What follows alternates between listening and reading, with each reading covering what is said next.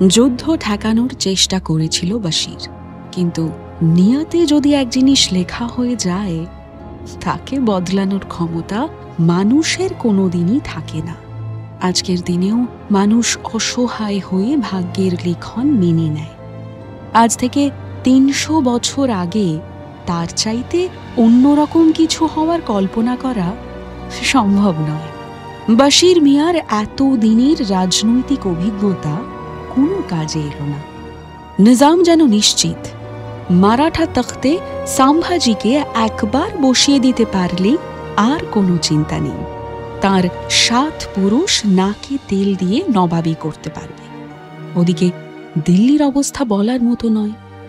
যদি আল্লাহর দোয়া হয় তাহলে হয়তো দিল্লিতে নিজামের ক্ষমতা কায়েম হতে পারে। জীবনের উপান্তে এসে এই রকম কল্পনায় একেবারে শিশুর মতো শিহরণ জাগে নিজামের মনে। হয়তো তিনি দেখে যেতে পারবেন না, কিন্তু তার উত্তর পুরুষ হিন্দুস্তান জুড়ে শাসন করবে তাঁর গড়ে দেওয়া ভিতের উপর দাঁড়িয়ে। এই স্বপ্নের আগে কোনো সংশয় আর টেকে না। ইনসানের কাজ হলো স্বপ্ন দেখা। এই স্বপ্ন দেখার জোরেই সে আর ৫টা জানুয়ারির থেকে আলাদা। আল্লাহর শ্রেষ্ঠ কীর্তি, সেই স্বপ্নের ঘোরে যদি ইনসান পাগলই না হলো তবে সে আর কিসের কুদরতি কামাল। বুড়ো বশির মিয়া এসব বোঝেন না। তাঁর নাকে শুধু বিপদের গন্ধ আসে, গোলাপের খুশবু যায় না। বশিরের বুদ্ধির তারিফ না করে পারা যায় না। এই তখ্তের দাবা খেলায় সে একখানা পাকা বোড়ে, কিন্তু নিজামের আজকাল তাকে একটু বেশি সাবধানী মনে হয়। রাজা বাদশার জীবনে আবার এত সতর্কতা কিসের? সাবধান হয়ে হিসেব কষে চলবে কারবারিরা, তাদের সবসময় লাভ ক্ষতির ভয়। নিজাম তো আর ডালা সাজিয়ে বসছেন না, নাকি তাকেও ওই দরিয়া পারের গোরাদের মতো হতে হবে, একসাথে বানিয়া আবার বন্দুকবাজ? বশির শেষের এই দরিয়া পারের লোকজনদের নিয়েই কথা বলতে গেল নিজামের সাথে। বলল, জাহাপানা, কটা কথা ছিল। নিজাম একটু বিরক্ত হলেন বশিরকে দেখে। সবে খানা পিনা সেরে উঠেছেন তিনি। হারেমে তার জন্য অপেক্ষা করে আছে অসংখ্য বেগম। আজ কোন দরজায় নিজামের নিখ নজর পড়বে তাই ছিল কৌতূহলের বিষয়।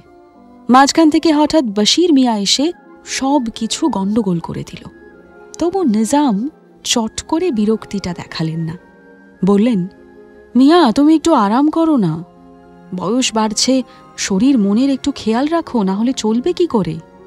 বশির বললেন, মাফ করবেন জাহাপানা, ভুল সময় চলে এসেছি।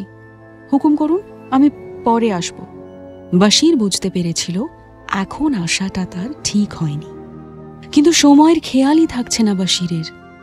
একদিকে ফৌজের মহড়া, অন্যদিকে দিল্লিতে তাগাদা দেওয়া, মাঝখানে রয়েছে চারপাশের নানা রকম ঘটনার খোঁজ খবর রাখা। সেই খোঁজ খবর অবশ্যই যেমন তেমন নয়, একেবারে খুঁটি নাটির হিসেব যাকে বলে। যুদ্ধ জিনিসটা শুনতে যতটা সহজ লাগে ঠিক ততটা সহজ নয়। এর পেছনে অনেক পরিশ্রম, অনেক পরিকল্পনা নিঃশব্দে জমা হয়। নিজাম বললেন, তবা তবা, তোমায় দরওয়াজা থেকে তাড়িয়ে দিয়ে আমি কি আর জাহান্নামের খাতায় নাম লেখাবো? বলো, কি ব্যাপার? একটু ইতস্তত করে বশির বলল, জাহাপানা, ফৌজের মহড়া খুব একটা বখুবির সাথে হচ্ছে না।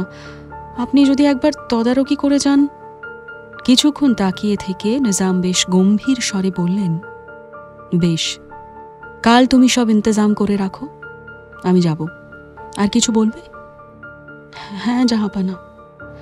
বলেই বশির যেন একটু থতমত খেল। এই কথাটা বলার জন্যেই ও এমন অসময়ে নিজামের কাছে এসেছে, কিন্তু এখন মুখ সরছে না। কথাটা কি বলা ঠিক হবে? নিজাম বললেন, কি ব্যাপার বশির, বলো, বেমতলবে আমার সময় নষ্ট করো না। বশির বলল, জাহাপানা, দরিয়াপাড়ের বানিয়াদের নিয়ে একটু কথা ছিল। কেন? তারা আবার কি করল? নিজাম জিজ্ঞেস করলেন। দরিয়াপাড়ের বেনেরা নিজামের খুব একটা অপরিচিত নয়। মুঘল দরবারের দিন থেকেই এদের নিয়ে বিভিন্ন রকম কথা শুনেছেন তিনি। কয়েকবার মোলাকাতও হয়েছে। আস্তে আস্তে হিন্দুস্তানের বেশ কয়েকটা জায়গায় যে এরা ঘাঁটি গেড়েছে সে খবরও এসে পৌঁছেছে নিজামের কাছে। কিন্তু এখনো অবধি মারাঠাদের ঝগড়ায় তারা খুব একটা মাথা গলায়নি। ওদিকে নিজামাতের প্রতিষ্ঠার সময়ও তাদের খুব একটা দেখা যায়নি। তাহলে বাশির মিয়া এই ভর দুপুরে কি খবর নিয়ে এলো হঠাৎ? বাশির বলল, জাহাপানা, আমাদের জাসুস খবর দিয়েছে যে মারাঠাদের সাথে ফিরিঙ্গিরা ভালো রকম যোগাযোগ রাখছে। নিজাম বললেন, ওরা বেনির জাত, যোগাযোগ রাখা ওদের কামের মধ্যে পড়ে।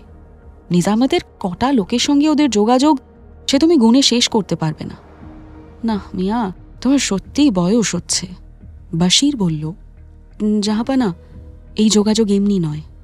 আর আপনি তো জানেন এদিকে শুধু একদল ফিরিঙ্গি নেই, ইংরেজ ছাড়া ফরাসিরাও এই জায়গায় বহুবই পশরা জমিয়েছে। নিজামাতের তখ্তের প্রতি লোভ তাদেরও কম নেই। কিন্তু নিজাম বললেন, তুমি কি বলতে চাইছো বাশির, আমি বুঝতে পারছি না। ফিরিঙ্গিরা হিন্দুস্তানের বিভিন্ন জায়গায় কারোবার করছে, এতে নতুন কি আছে?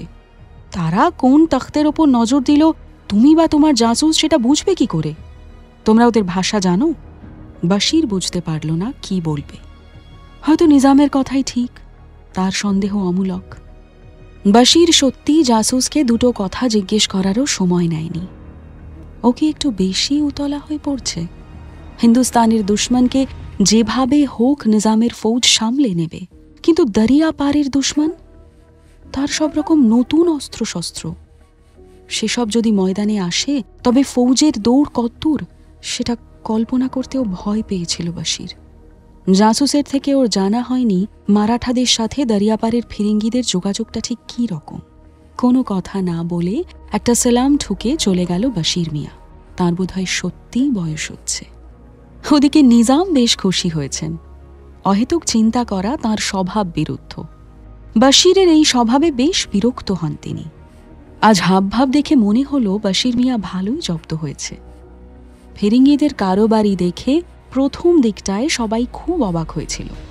দরিয়া উজিয়ে একটা জাত শুধু মাল বিক্রি করতে এসেছে। কিন্তু তারা যে শুধু মাল বিক্রি করতে আসেনি সে আন্দাজ নিজাম নিজেই করেছিলেন। ততদিনে বিভিন্ন কোম্পানি হিন্দুস্তানের রাজনীতিতে মাথা গলাতে শুরু করেছে। বিভিন্ন রাজ্য সেই সুযোগকে আরও পাকাপোক্ত করে দিচ্ছে মাত্র। বানিয়ার ফরমান নিয়ে যে তারা এই মুলকের চেহারা বদলে দেবে, সেই ছবিটা স্পষ্ট হচ্ছিল বাংলার অবস্থা দেখে। বাশির মিয়ার চিন্তা একেবারে অকারণ ছিল না। নিজামও এইবারে অবস্থাটা ঠিক ধরতে পারলেন না। তার সাধের নিজামাতেই দরিয়াপাড়ের দুটো বানিয়া জাত কিভাবে ক্ষমতা নিয়ে কামড়াকামড়ি করবে আর যার আঁচ এসে পৌঁছবে একেবারে তাঁর ঘরে, সে খবর বেহেস্তে বসে নিজাম পেয়েছিলেন কিনা আমাদের জানা নেই। পেলে হয়তো বুড়ো বাশির মিয়ার সাথে অমন ব্যবহার করার জন্য তার খারাপ লাগত, এই দিনটার জন্য আফসোস করতেন। অবশ্য অথবা সত্যিই হয়তো তার কিছু করার থাকতো না। ইতিহাসকে দূর থেকে দেখা যায় বটে, তা থেকে বোঝাপড়াও করা যায়, কিন্তু তাকে উল্টে পাল্টে দেওয়ার মতো ক্ষমতা কোনো মানুষের নেই। সময়ের নিয়মে যে চাকা ঘুরছে তার টানেই একদিন হিন্দুস্তানের আনাচে কানাচে এসে পৌঁছেছিল ইংরেজ, ফরাসি এবং এরকম আরও কত জাত। তাদের হাতে হিন্দুস্তানের ভবিষ্যতের চেহারাটা ঠিক কীরকম হবে সেটা তখনকার মানুষগুলো বুঝতে পারেনি, নাকি বোঝার চেষ্টাই করেনি এই নিজামের মতো। নাকি এমন কেউ ছিল যে গোটা সময়টাকে খুব সতর্ক হয়ে দেখেছিল, বুঝতে চাইছিল এই এত ঘূর্ণিঝড়ের মূল জায়গাটার চরিত্র। তেমন কেউ আমাদের এই গল্পে ঘাপটি মেরে বসে নেই তো। আপাতত নিজামের এই শূন্য দরবারে বসে সেরকম চরিত্রের খোঁজ করার কোনো মানে হয় না। তার চেয়ে আমরা এগিয়ে যাই মহারাষ্ট্রের দিকে। সেখানেই এই জঙ্গের ফয়সালা লেখা হচ্ছে। হয়তো সেখান থেকেই আমরাও কোনো নতুন মোড় খুঁজে পাব। সময়কে নতুন চোখে না দেখতে পারলে আমাদেরও মুক্তি নেই।